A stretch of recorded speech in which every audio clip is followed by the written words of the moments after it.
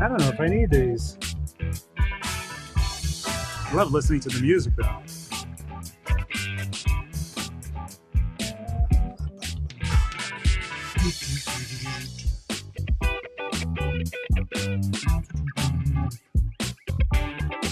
That's good. Here. Ooh. Sorry about that.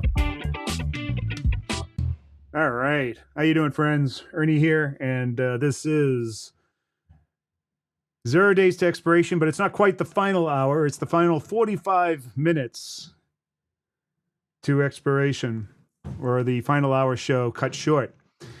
And that is mostly because I have been so busy. So busy. Unbelievable. And a lot of my time, besides directing the trading and coaching people and doing 2 live streams a day, as well as new trader interviews, so new people that are coming into the service. I interview every single person myself, face to face, 100%, in order to get them up to speed as quickly as we possibly can and to orientate them to the strategy, the service, the system, the process, how I go about my coaching, all of that. So that way everybody gets the best possible leg up when they enter this service. And so anyways, I do that. And of course, then I have other meetings, business meetings. I had 2 business meetings today. Normally I have none, but today I had 2. So yeah, that's been my day. And that's the way it goes. So I'm glad that you showed up. I got this off just in time. There were some people that were asking me, hey, is there a trade today? There was a trade today. And I didn't have the time to put it into the alerts or the fill section. And in fact, I don't even know what happened to it, to tell you the truth. Oh, yeah, there it is. So we had some unusual movement in the market today. And I'm not, I don't exactly understand why, or why the market decided to pop up, or why it went down. There were Fed governors. I know that there were at least 4 Fed governors today that were out there on their speaking tour. I didn't even get a chance to follow what they were saying. Now, one way that you can follow what the Fed is saying or doing or being mentioned is to go to my Twitter account and follow that, FOMC alerts. So you get to find out what the Fed's doing. It follows the Fed around and records everything that they're doing and then posts it automatically into that Twitter account. So I think that that'd be a very useful tool. So now the market is dropping after it popped up earlier this morning. And I have no idea why it popped up. It doesn't make any sense, because there wasn't anything positive that came out of the Fed. As a matter of fact, the Fed was saying, hey, back off with the pivot. Back off, no pivot here. That's what they were saying. Yet the market went up. Maybe they misinterpreted that. Maybe they didn't hear back off with the pivot. They heard, man, those pivots are just back off good. I don't know. I can't even come up with an answer for that. But the market popped up and went through some gyrations. Now it's come back down and given back all of that and wasted all that time when it could have gone down and satisfied my trade. Of course, there's still plenty of time left. We've got, well, it looks like 39 minutes left. 39 minutes is a long time. So let's go to the charts and just take a look at that and see what that's all about. All right, so I'm going to, this is a 1-minute chart. I need to go to a 5-minute so you can see the full story here. So every morning I recommend 2 different positions, and the one in red is usually the one that I took. So I felt that the one in red was going to be it today. The one in green, if you chose the green one, then you're doing fine. So I know that, you know, and I don't tell my members that, hey, you got to choose one of these 2. Remember, this is a coaching and mentoring service. We're not an alert service. What I do is I teach people how to become professional traders and how to think for themselves, utilizing the process, the methods, the strategy, and develop it so that they make it their own. And so I'm sure that there were plenty of people that took the bullish scenario today. I personally took the bearish. I'm still in that bear market mode. So that means that I have shrunk a bit. I've shrunk my exposure. And the reason why I shrink my exposure during bear market rallies, that's what I meant to say at first. I'm in the bear market rally mode. I have found that bear market rallies are absolutely the most difficult type of market to trade because they have all these intraday reversals along with this uncertainty. And of course, we can see that today, an intraday reversal that just came out of nowhere. But anyways, it looks like it's given it all back now, but now it's too late, or it may be too late. It still has to drop way down here in order to satisfy my trade, and I don't think that's going to happen. What I did during these kind of situations, the bear market rally, is I get small. And I don't get small, though, until I feel like it's time to get small. Because you never know whether or not the bear market rally is going to actually turn into a real rally or just sort of a dead cat bounce or whatever. This was, a full-fledged rally. It lasted a good month, just like the previous one to this that went from mid-July to August, to mid-August. And that was another one that I had a lot of trouble with. And when I say trouble, I have to qualify that. Trouble for me is that I'm going sideways. I make some advances. I make a new high. I come down, make another new high, come down, go a little sideways, maybe a small drawdown. As a matter of fact, my biggest drawdowns come from this sideways action. And so far, my biggest drawdown to date has been, well, if I count last year, it's about 4%. This year, though, my biggest drawdown has only been a 3.25%. And so when I get into those kind of states, I don't like it. I don't like drawing down. I don't like moving sideways. So in order to protect myself and to alleviate any kind of stress that brings along with it, I tend to contract. And when I mean contract is that I get smaller in the risk that I take, smaller spreads, smaller asset types, etc. And then that helps until everything breaks through. Then I wait for my strategy to make a new high, and then I expand again. Once I've made that new high and I feel like the bear market rally is over, and I expand, and typically it will then start making big gains. Make the big gains, then another bear market rally comes and go through the whole process again. So I think that we're going to be getting out of that soon, I hope. And what that might mean is either the market decides that it's going to turn into a full-on bull market, which I highly doubt, or it just goes back and rejoins the bear market that it had before and sets a new low. Actually, that's desirable for me, to tell you the truth. If we go into a full bull market, I'd love to see that, but I don't expect that to happen anytime soon. It looks like the economy is going into a recession. It looks to me, even despite the fact that we had good job numbers this morning, that big tech and a lot of titans of industry are now announcing layoffs. The only reason why we don't see that reflected in the jobs market is that they all have to tell the government well in advance that they're going to be laying off all these people. And so I guess that has been their primary thing that they've been doing over the past week or so. So they haven't actually laid off those, but we can expect big layoffs in the near future within the next 3 to 6 months. And I know that Amazon, I think they announced, 10,000 people that they're going to lay off, and maybe more. So anyways, I feel like all of this year has been tough. Now, the big question is whether or not we're going to see a Santa Claus rally, right? I don't know if we're going to see that today or this month coming.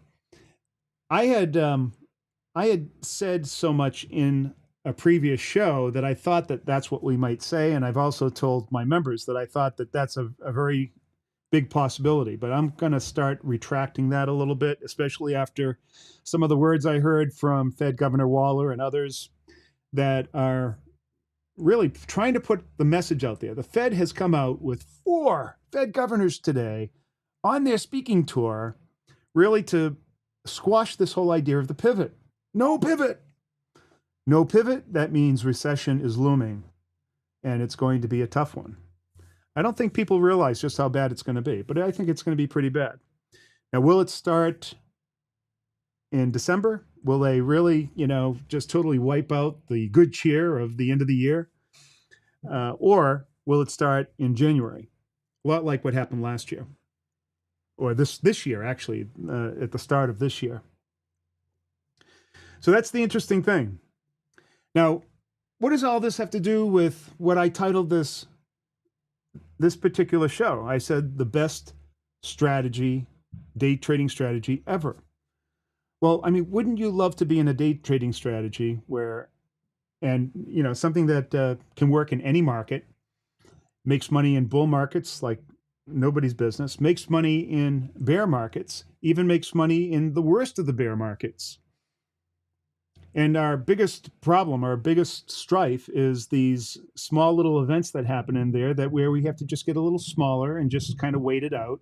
We don't have to stop trading. We keep on trading. And it's still, like right now, I think I'm still on track to make about 6% per month. Now, that exceeds, I think, my expectations for bear markets. But when I was in the bull market, it was closer to 11 or 12% per month. So that's why I call it the best trading strategy ever. Now, are there other people out there making more than that? I'm sure there are. But I don't think that there's anybody out there teaching a strategy like this and then teaching people and coaching them and mentoring them how to become professional traders to make this their own so that they can do that as well. I'm positive that there are these individual traders out there that can really know how to turn a buck, and I don't know. They're almost like pizza flippers with their trading, but they can't teach other people that. What I'm teaching is a solid service with good risk to reward. You will not ever get into a situation where you're panicked or threatened by what's coming towards you. It is really a professional way to trade, and I'm going to show people how to develop the process, the mindset that they need in order to make it all their own. That's what we do. And that's why it's the best, right? It's something where you learn to fish, as they say. All right. Going back to the chart here, I'm looking at this. I'm wondering what in the world's going on. Again, if you were in this bullish trade that I recommended this morning, then you're doing quite well. If you're in this trade here, see, I took the XSP version. Really, really small risk. So I'm not really worried about it, but I really wish it would have come down and shown some love there.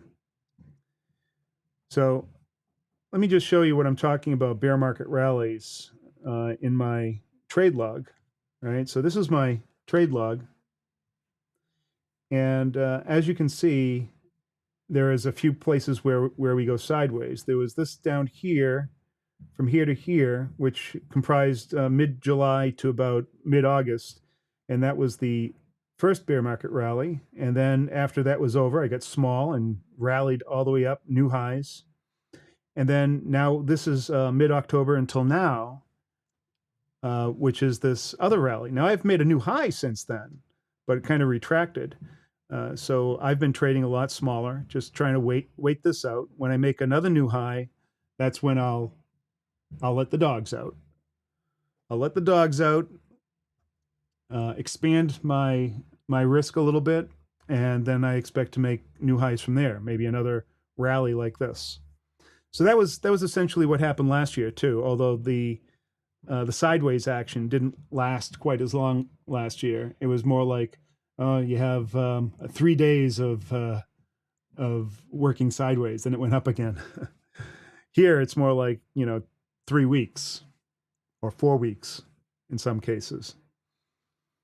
So, but that's you have to expect that in certain markets. There's no strategy, I think, that works 100% in every market. That would be unreasonable to expect.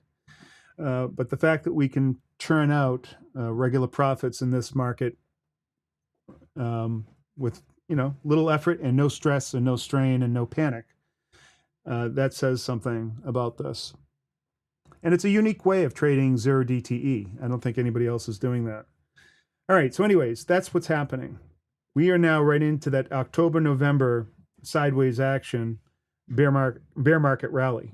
And it's the bear market rally that really does it. I've really not surprised, but it's just incredible just how telling it is, and I'm sure many other people will sort of tell you that as well, that bear market rallies are the worst. It's a time when, you're in the bigger shadow of a bear market, and so you're worried about how low the market's going to go. And then when it finally turns around, you're temporarily filled with hope, but at the same time, anxiety that it's not going to last. And so because of that, during a bear market rally, you have all of these intraday reversals that make it extremely difficult to peg a direction for that day. And I think that's today is a good example of that. What the hell is this? What is that? Just, what is this? This happened the contagion started at the European Open at 3:00 in the morning. And it just went down hard until we got to this morning when we got the employment report right there. And it went down even further. And then it decided, no more. We're going to go back and forth. And then all of a sudden, it just decided to take off. And now we've given it all back, and maybe we're taking off again. I don't know. What is the narrative that's being pushed around there that is causing this kind of intraday reversal? It doesn't make a lot of sense to me. There's, you can see some basic noise that happens during the day and maybe trending up or trending down. But when you get these, 2 or 3 reversals in the day that don't seem to be correlated to anything, that's when you know that a market isn't feeling well. It's not at its most finest hour, I guess you can say. So if I were to pull back to, let's see, a 4-hour chart, that doesn't look good.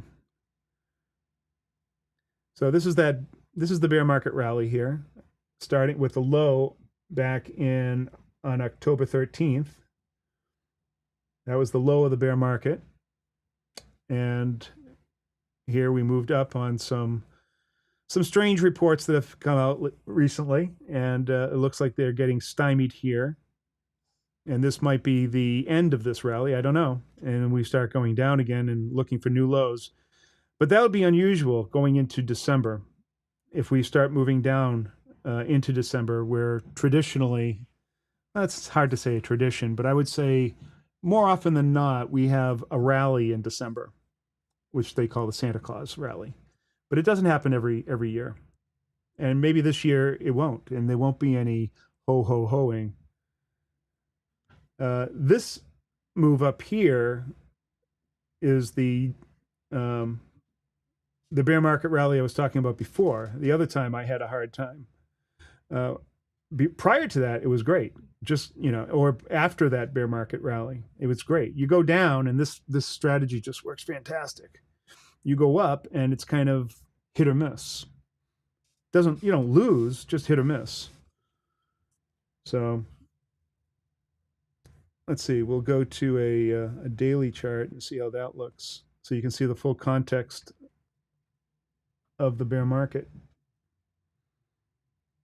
So we've had 3 bear market rallies now. Maybe you could say 4.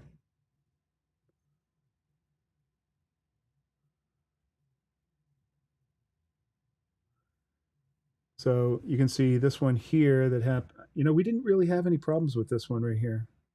I think because it happened so quickly. And I don't remember really having much problem with this one. It's this guy here and then this guy here that have caused all the problems. And they're not really problems. there's, annoyances more than anything else, just annoying. It's like when you're getting ready to go out and you're trying to get the kids going and they haven't put their shoes on or their coat. And you say, come on, let's go. Why can't we ever get out the door on time? Of course, I don't have to deal with that anymore. My kids are growing up, but I'm just reminiscing. All right. I think it's time now to do our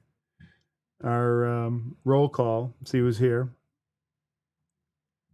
And we'll go back to the bit. After I've kvetched all this time about these bear market rallies, I just can't get over. Why do they have to happen? It's a necessary evil, I know.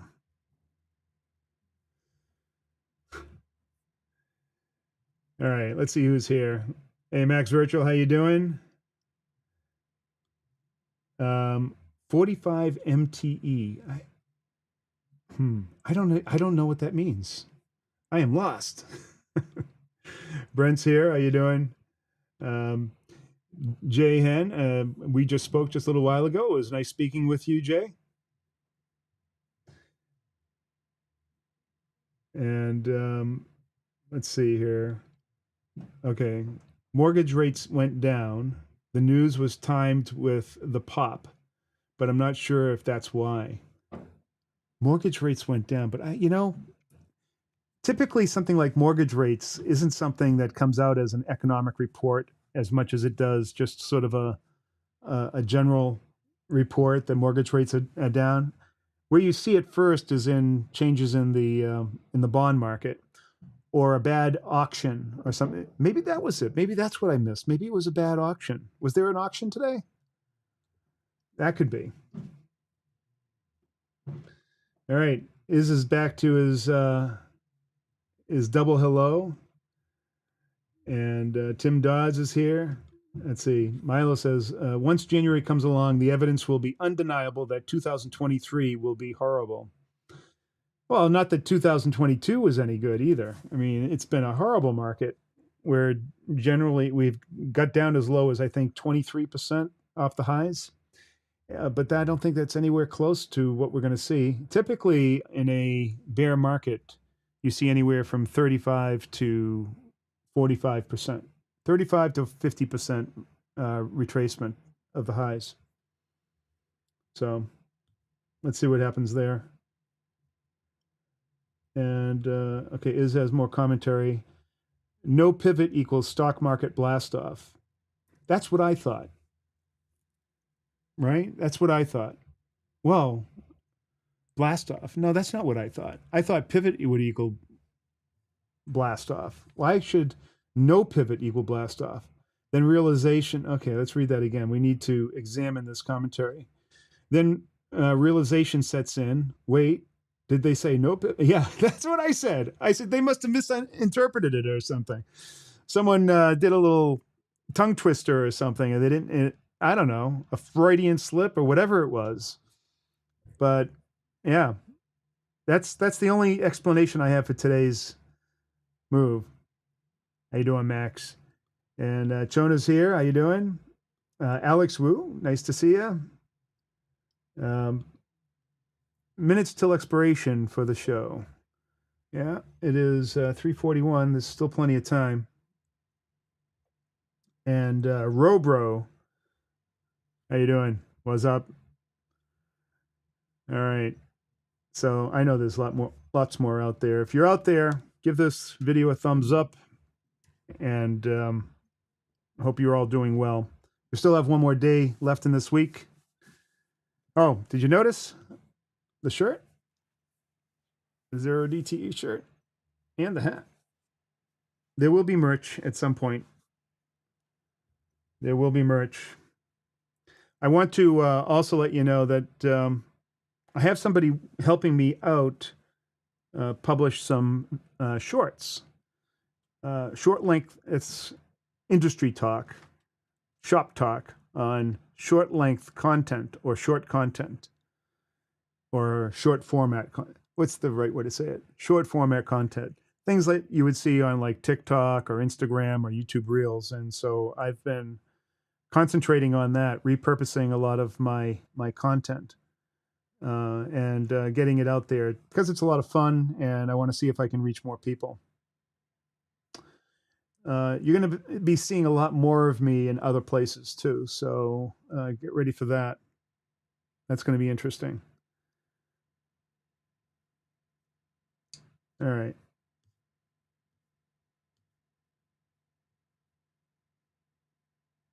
I see. I see.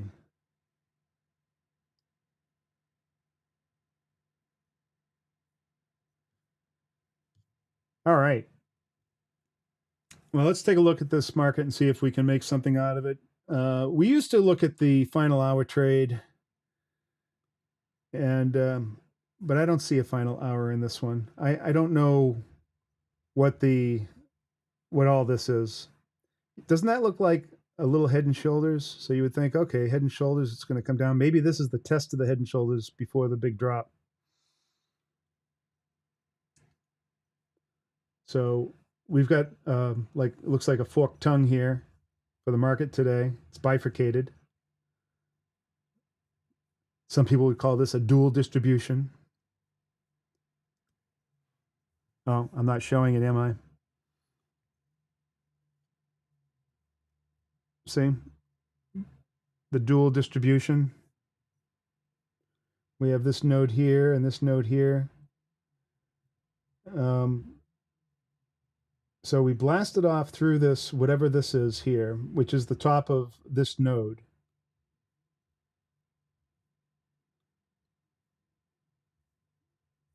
That's the T0 node. We'll put T0 out there.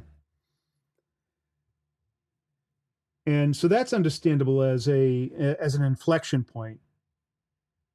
The fact that we went up and did this, but then it just kept on climbing for whatever reason. Now it's come back down. So it was like this was all wasted energy. Come back down, and then we've bounced off of the edge of the T0 node again, and now we're going back up. No one knows why.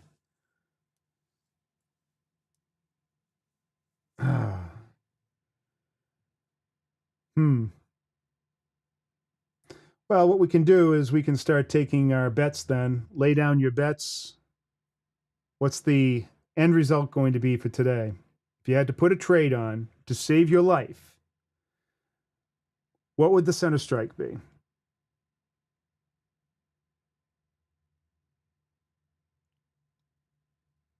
You have to pin the tail on the donkey. Are you going to choose this node or that node? Are you going to choose the low volume well here? Are you going to do some other kind of pivot calculation and figure out where it's going to be? So Jay Hen says 3940. I'm assuming that that is the SPX, or is that the E-mini S&P? So 3940 would be right about here. And Robro says the SPX 3939. I like that. I like that number.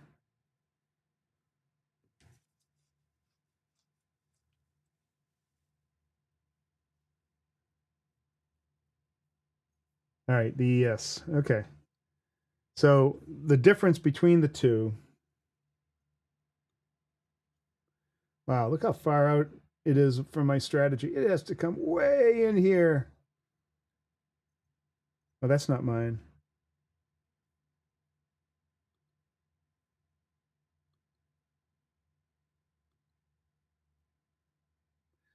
Here's mine.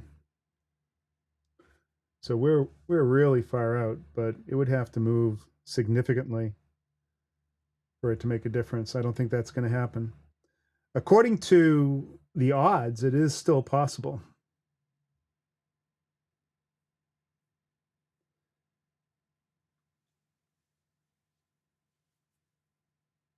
All right. JD says 3950. Max is saying it's going up to 3950. Okay.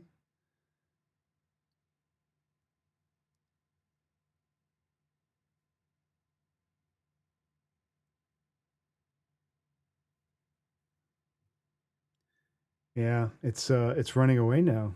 What is this?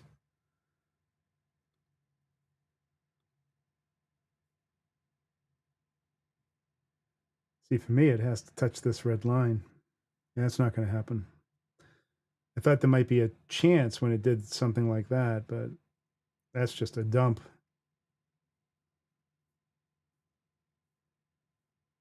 Mahmoud says 39.20. All right.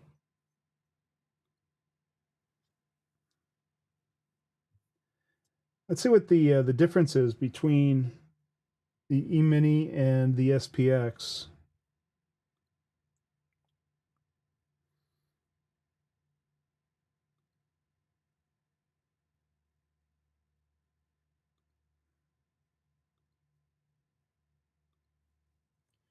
So we'll type in the ES minus the SPX. That's all you have to do in Thinkorswim. That's pretty cool. And then we'll change it from a candlestick to a line.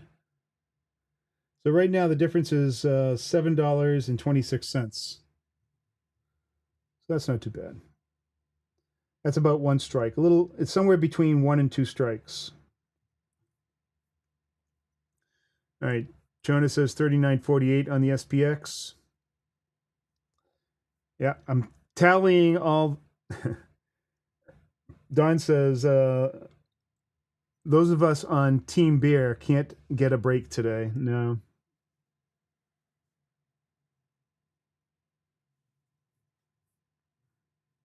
This has been a tough week all around. We've had these. Well, today was the first day where we had a sharp.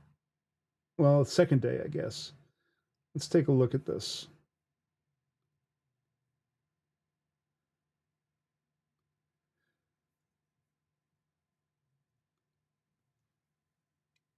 So here are our 4 trades this week.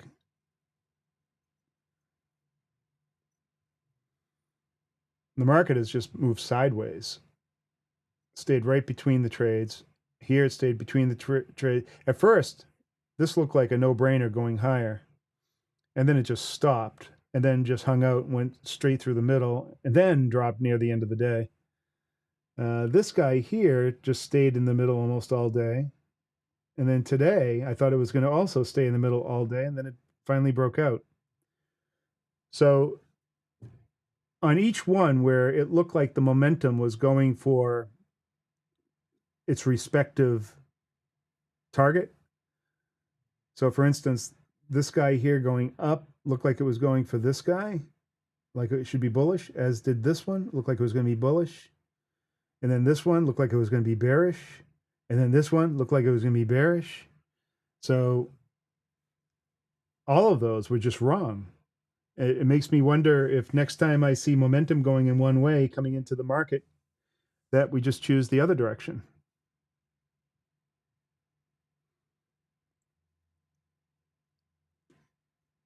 Almost seems like a pretty good pattern, don't you think? Yeah, look at that. We're moving up, and so chose bullish on Monday. Again on Tuesday, moving up, and especially with this economic report that comes out, looks like bullish on Tuesday. Didn't work out. All right. Now then finally on Wednesday, bearish. Call bearish, but it never reaches down there. It just stops cold once the market opens. So all the movement in all of these days is happening in the overnight session. And then, of course, this one comes down hard. And then when the market opens, it just goes sideways and then moves up. So each day, it was thwarted in its initial. Well, that's a good observation. So each day it was thwarted by its initial move in the overnight market.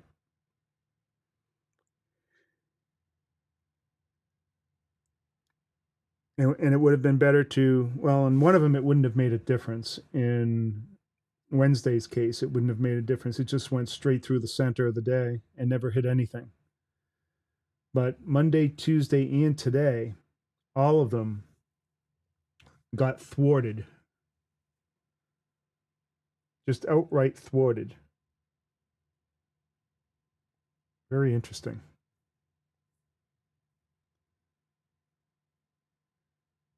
Let's see. Tim Dodd says, I'm sure it will be at least 39.55 SPX, right where I had my trade. I got out and I did good in it, but a pin would be something to see. Yeah.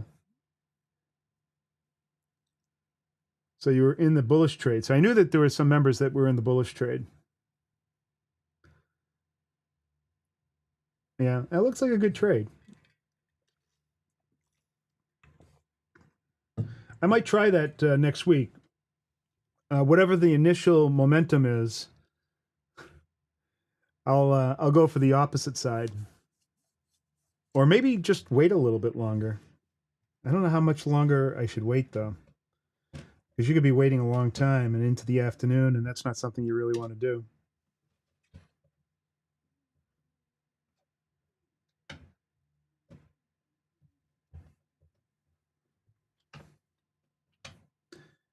All right.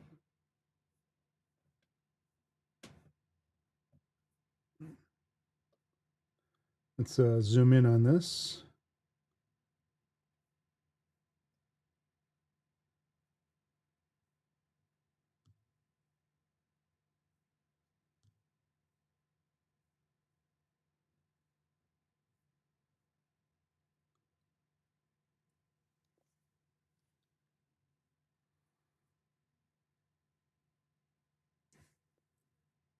Hmm.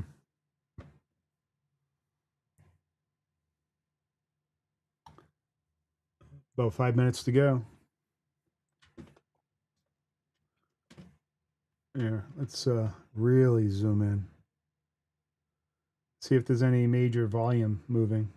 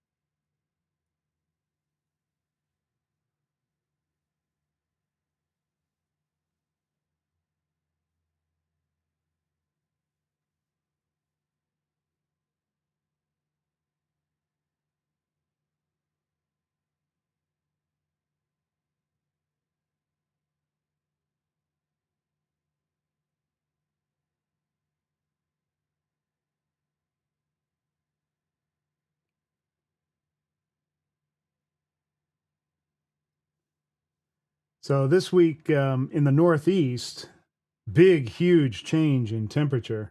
Holy cow.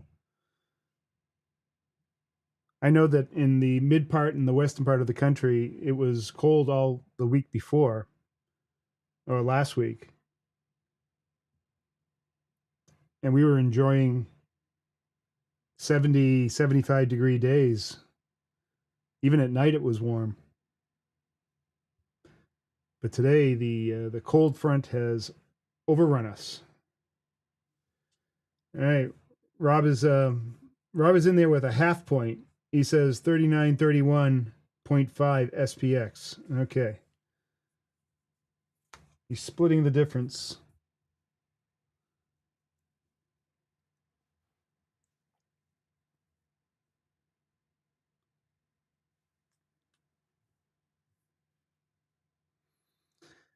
So I think it's going to stop right on this 39.45 ES. And I've got all my money on it, laying all my chips down.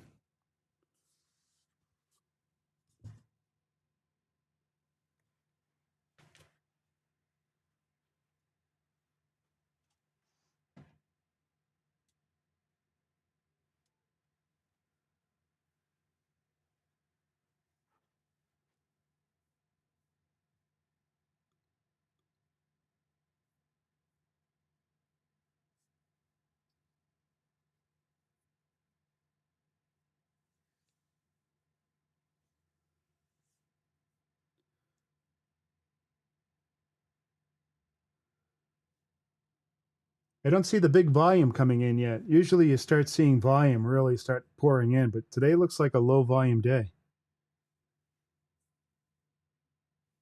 Oh, oh, I feel so bad for Tim Dodds. He says -2 degrees here tonight. Yikes. That should not happen in November. Well, I guess it depends on where you are. Oh, East Central Idaho. Got a lot of radiation cooling out there because of the big fields. At least around here, we have all the hills and valleys and little streams and things like that.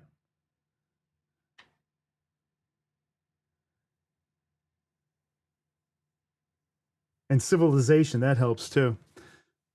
What's out in Idaho? What's out in East Central Idaho?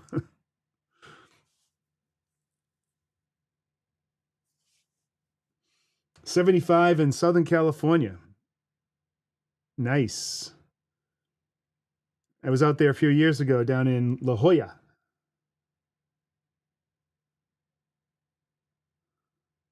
It's really beautiful there.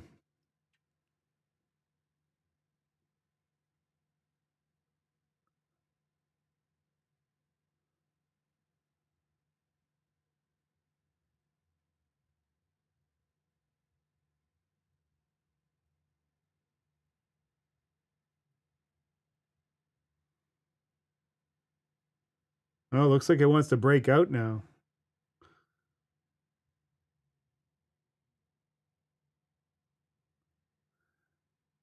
What? -4 in Colorado Springs, but you're 7,000 feet above sea level. Oh.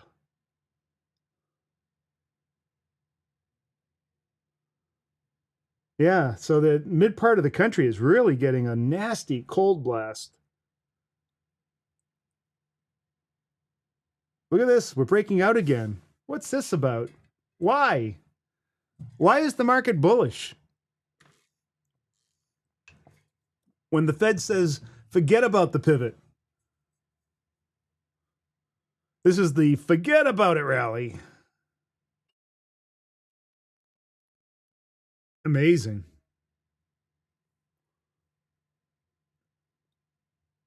So it looks like we ended at 39.56. And who was right? See, Rob was at 39.31. You were way off, Rob. 39.48 for Jonah.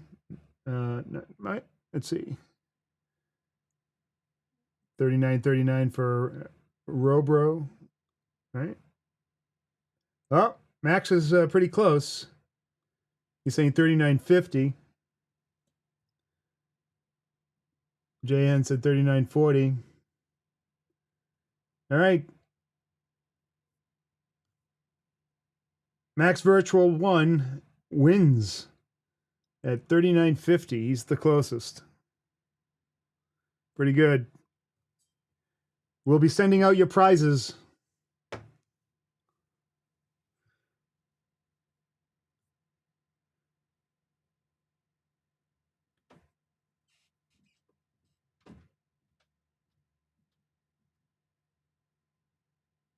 Oh, nice.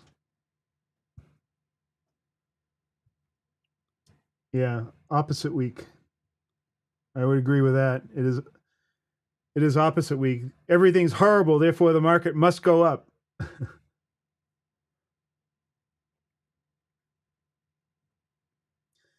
Isn't that always the case? You know, if I had only done, if I coulda, woulda, shoulda, I only would, if I had done this, I would have been rich.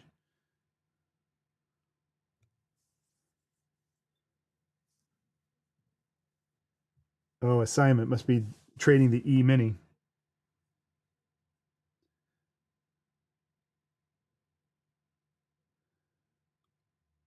Yeah, everybody was dumping Robro.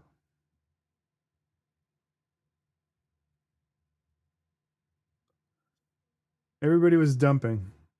They wanted out of this market. Maybe if there was big volume at the end, maybe we should expect something intense overnight.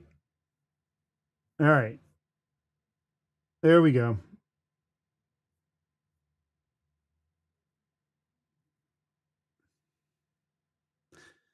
All right. Well, that was an anticlimactic end to the market.